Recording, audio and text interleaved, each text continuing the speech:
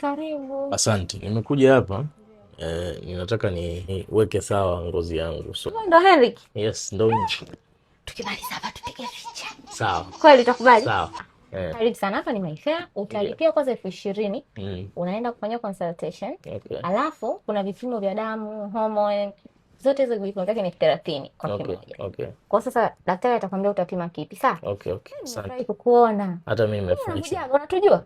Nimeona mtandaoni Kaka Hen, karibu sana. Asante sana. Nashukuru sana leo kwa uwepo wako hapa. Asante, nimefurahi. Karibu sana. Mimi naitwa Madam Janet. Ndio.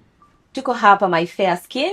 Okay. Tunapima ngozi, tunatatua changamoto nyingi sana za ngozi. Sijui kakaangu leo umekuja kwa changamoto gani haswa na kusikiliza? Mimi ngozi yangu naturally ina mafuta. Pia kuna baadhi ya sabuni nikizitumia napata vipele kwa haraka. Kwa hiyo nataka nione changamoto ni nini, alafu nione nitaisolve, kwa sababu nilikuwa ninapita mitandaoni nikaingia kwenye page yenu ya Mayfair Skin. Nikaona kuna watu wanatoa shuhuda kwamba ngozi zao zimepona na nini. Sasa katika kuangalia nikaona nije nione utanisaidia kwa namna gani. So huduma yetu kakaangu, kabla hatujakufanyia chochote, tutaanza kwanza kupima ngozi yako. Na hii ndio mashine yetu ya kupimia uso. Utaonesha una mafuta kiasi gani, je, ngozi yako iko sensitive, mikunjo ipo kwa kiasi gani, kwa nini unakuwa unapata hizo changamoto zote hapa nitakuelezea. Sasa kaka Henry, hii mashine kama unavyoona umeweka uso wako huku, picha imetokea huku. Na unaona sasa hii mashine itatuambia una ngozi ya namna gani. Tutaenda hapa kwenye surface detection. Oily skin, kuna baadhi ya vitu wewe inabidi uvipunguze na kuna baadhi ya vitu inabidi uvianze.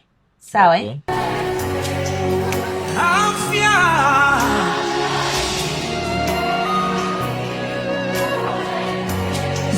Nilivyo navyo, inua sauti yako ya shukrani kwa Yesu Kristo. Ndio tunafanya deep cleansing sasa. Kwa hiyo nakuosha kwanza uso wako. Hii ni sabuni, nalipaka kwa brush laini. Yani tamasha la kuimba, yani tunaimba nyimbo za kusifu, za kuabudu. Nilichokifanya afya